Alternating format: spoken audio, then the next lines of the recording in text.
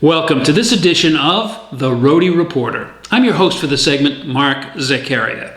As this session of the Rhode Island General Assembly comes to its chaotic conclusion, things are as we have come to expect. There is the usual emergence of irony and double-dealing as the crew of the pirate ship Smith Hill joins battle with itself to try and divide up the booty looted from the taxpayers in another successful voyage. Despite the officers and crew of the malevolent vessel jockeying for position right up until the final bell, there is one positive development in the House of Representatives which bears emphasizing. This time around, the minority caucus in the House did a good job of at least trying to ballast the leaky craft. Sure, the minority caucus is the Republican toehold in the chamber, and your humble Rhody reporter is also a member of that same party. But we're the GOP, damn it. We'll happily eat our own young if the moment calls for it. This time, the 9 of 75 did a cohesive job of representing a little reason in an occasionally unreasonable debate.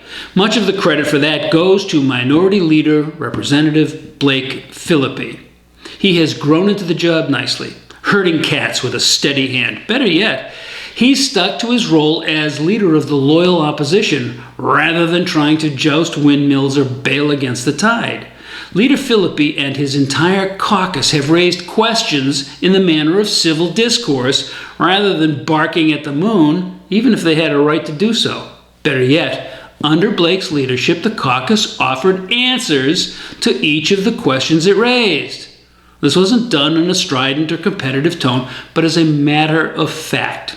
Here's an example of the workable solutions raised up by the minority caucus. What are your thoughts on the prognosis for going back into session this year? I don't think it's going to happen. Maybe it will. There's no rush. I mean, the contract doesn't expire until 2022, so we don't even have to take it up next year.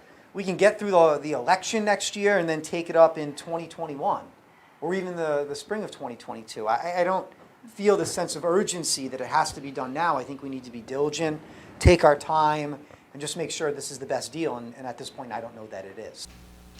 Makes sense, yes? Perhaps the majority didn't listen. Very likely the outcome was already in the bag when the debate began.